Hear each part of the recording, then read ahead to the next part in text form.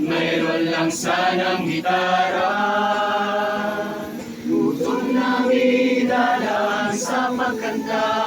Yan ang Diyos, unang-unang hanapin. Lahat ng nabuhay ay sa iyo ay darating. Kaharian. Ito buhay pa. Ay, siyempre naman. Buhay ang Diyos natin eh. Muli, ito po. Brad, sir. Yung mga riders naman po ang papasok ngayon. Morning po, Brad. Hindi tandem. Hindi raw tandem, ha? Hindi tandem. Hindi. Pag-ibig ng salita, di ng tila man, kundi ng gawa at katotohanan. Kaya sa ganito po, ay isang kaparaan ang ipinakikita rin ng ating mga kapatid, kagaya po yan na nakarating po sa inyong at iyong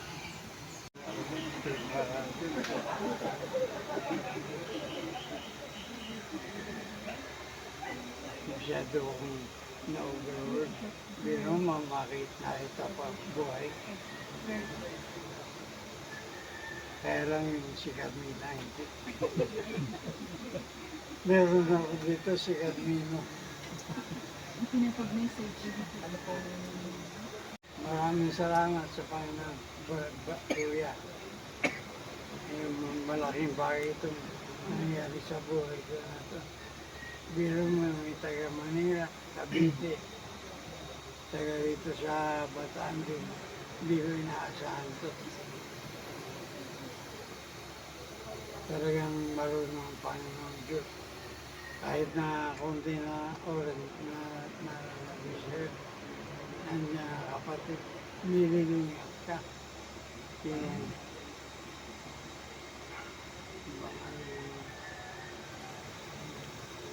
Kailangan magtingin na magdamayan.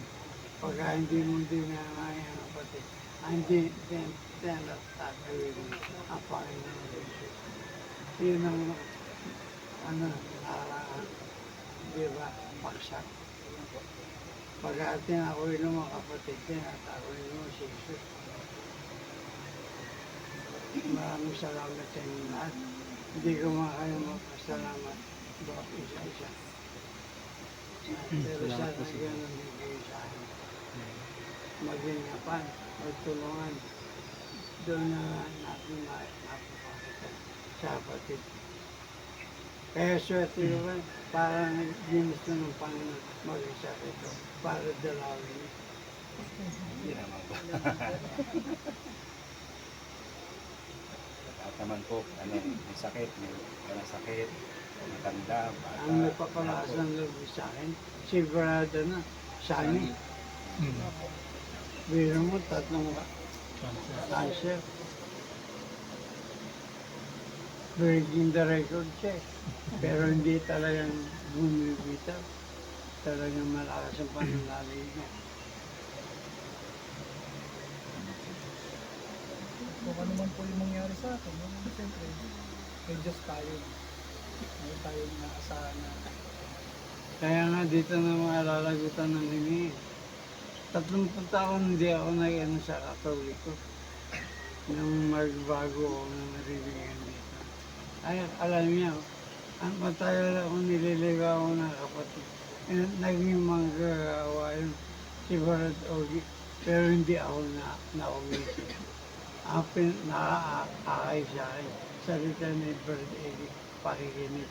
Siya lang ako na nagpabaptismo.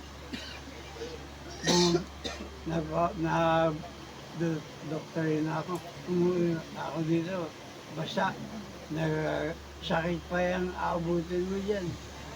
Sabi niya sa akin.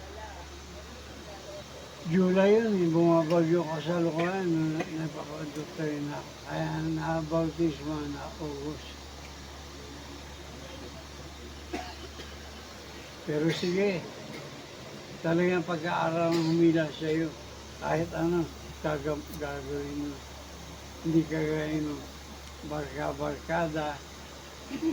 Pagka kita niyo, yung kapatid niyo, niyayakag niya. Ngayon, wala na siya, hindi na aktibo.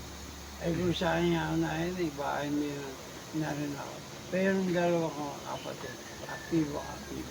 Kapatid niya po yung ano. Si Solid at kasi si Susi. Active po. Yung isa din, hindi na, si Alip. Follow nyo na po